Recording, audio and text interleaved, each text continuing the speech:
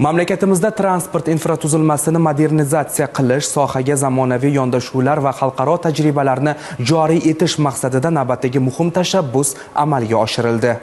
O'zbekiston temir yo'llari aksiyadorlik jamiyati tomonidan Toshkent davlat transport universitetida ilg'or muhandislik maktabi, zamonaviy o'quv poligoni, vagon xo'jaligiga ixtisoslashgan 2 ta o'quv xonasi hamda 2 ta 400 o'rinli auditoriya foydalanishga topshirildi.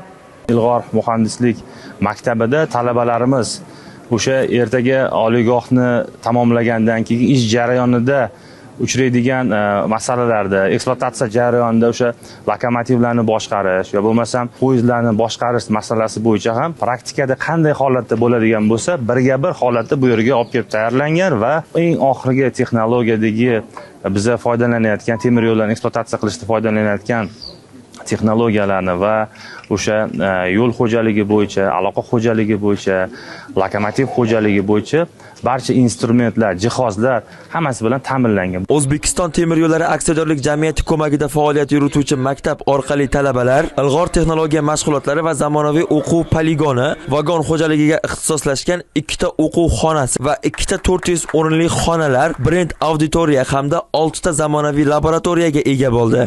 Bugungi kunda ko'rib turibsiz, barchamiz mana shu yerda dunyo standartlari, bugungi kun talablari asosidagi eng mukammal va eng katta o'lchamlardan eng kichik o'lchamlargacha o'lchay oladigan asbob-uskunalar bilan jihozlandi. Mazkur islohotlar doirasida universitetning ta'lim infratuzilmasi tubdan takomillashtirib, O'zbekistonning transport sohasida xalqaro miqyosdagi raqobatdosh muhandis va mutaxassislarni tayyorlashga xizmat qiladi. Kelgusi o'quv yilidan boshlab esa O'zbekiston temir yo'llari aksiyadorlik jamiyati tomonidan iqtidorli va tashabbuskor talabalarga mo'ljallangan maxsus O'zbekiston temir yo'llari aksiyadorlik jamiyati raisi stipendiyasi joriy qilinishi rejalashtirilmoqda. Bu esa ularning ilm-fan va innovatsion faoliyatga bo'lgan qiziqishini yanada kuchaytiradi. Dalir Dovurov, Rahmon Zaripov, Ovoz informatsion dasturi uchun.